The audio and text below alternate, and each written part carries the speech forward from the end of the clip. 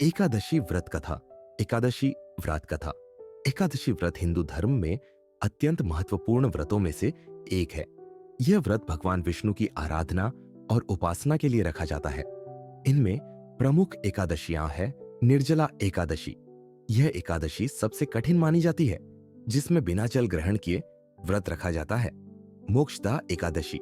यह एकादशी मोक्ष प्राप्ति के लिए विशेष मानी जाती है। कामिका एकादशी। यह एकादशी विशेष रूप से पापों के नाश और भगवान विष्णु की कृपा प्राप्त करने के लिए होती है। देवउठनी एकादशी।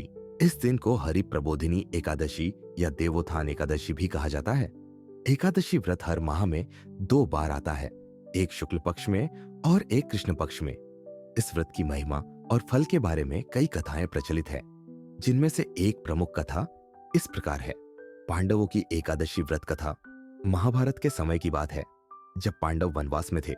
एक दिन धर्मराज युधिष्ठिर ने भगवान श्री कृष्ण से पूछा, हे माधव, कृपया हमें ऐसा व्रत बताइए जिससे हम अपने सभी पापों से मुक्ति पा सके और मोक्ष प्राप्त कर सके।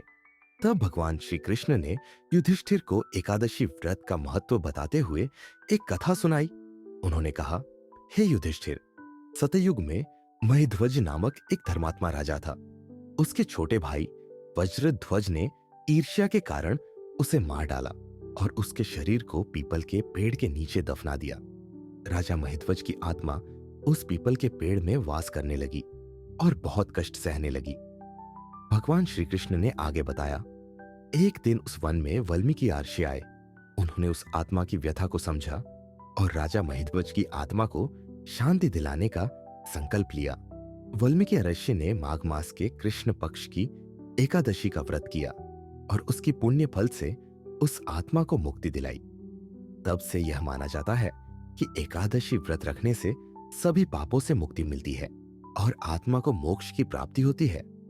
भगवान श्री कृष्ण ने कहा, जो व्यक्ति एकादशी व्रत को विधि पूर्वक करता है, उसे धन, धान्य, सुख और समृद्धि प्राप्त होती है।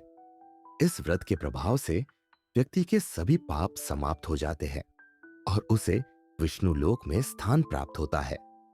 इस प्रकार एकादशी व्रत का महत्व जानकर युधिष्ठिर और उनके सभी भाइयों ने श्रद्धापूर्वक एकादशी का व्रत किया और भगवान श्री कृष्ण की कृपा से उनके सभी कष्ट दूर हो गए।